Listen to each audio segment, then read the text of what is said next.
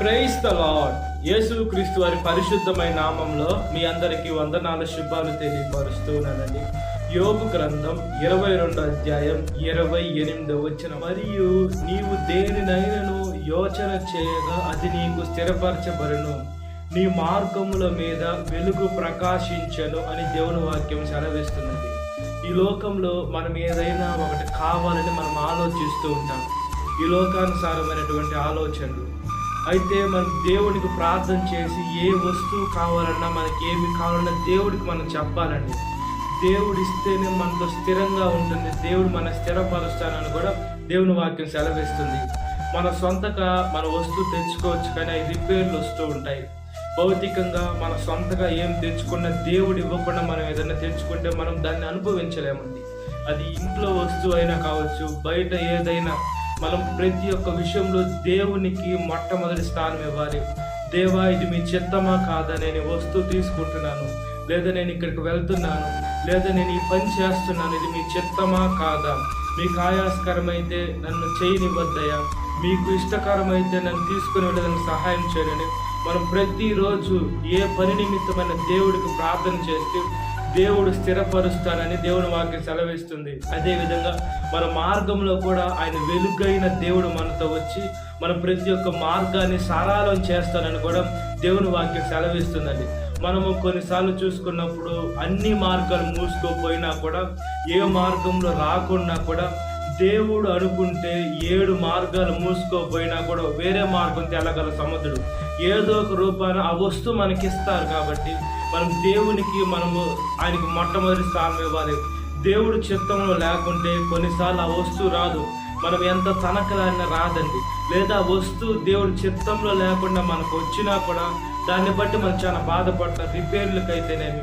అదేవిధంగా ఈ లోకంలో ఉన్నటువంటి ఏదో ఒక సమస్యకి మనం లోన్ అవుతూ ఉంటాం. కాబట్టి మనం ప్రతి ఒక్కటి దేవుడి చిత్తాన్ని మనం ముందు పెట్టుకోవాలండి. దేవుడు ఎందుకంటే మనం ఆయన కన్న పిల్లలం కాబట్టి, మన జీవితాల్లో ఏం జరుగుద్దో దేవుడికి తెలుసు. కాబట్టి మంచిదైతే మనకి ఇస్తారు, దేవుడి చిత్తానుసారమైందే.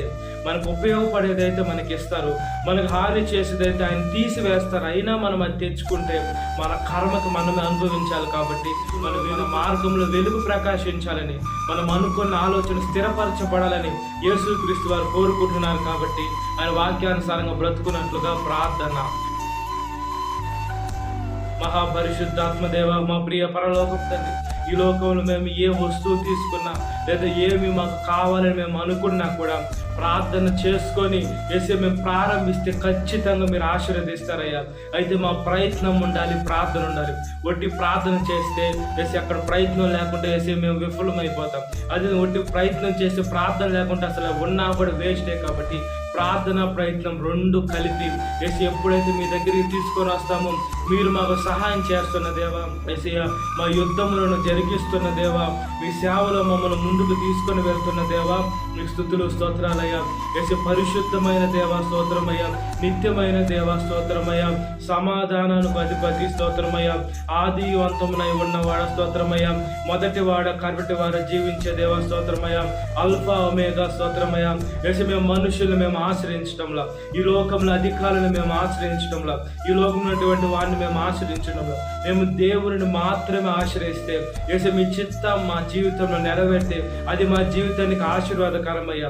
మా జీవితానికి మేలు. ముందు జరగబోయేది మాకు తెలియదు, అయితే అదేదో ఉంటే నాకు బాగుంటుంది అనుకుంటాం, దానివల్ల మాకు హాని జరగచ్చేమో, అందుకని మీరు మాకు దాన్ని దూరం చేస్తున్నారేమని మేము తెలివితో ఆలోచించి ఆలస్యమైన అద్భుతాలు చేసే దేవుని చిత్తానుసారంగా జరిగే మంచి మనసుని అలాంటి ఒప్పుకొని మంచి మనస్తత్వం ప్రతి ఒక్క బిడ్డకు దయచేయండి. సాతాను శోధనలు ప్రతి ఒక్క బిడ్డని విడుదల దయచేసి ఈ వాక్యం వింటున్న ప్రతి ఒక్క బిడ్డని పేరు జ్ఞాపకం చేసుకొని ఈ దినకాలపది నింపమని నజరేయుడైన యేసుక్రీస్తు వారి పరిశుద్ధమైన నామములో మిక్కిలి వరం తడుచున్నాను నా పరలోకపు తండ్రి. Amen. Praise the lord. God bless you. Have a great day.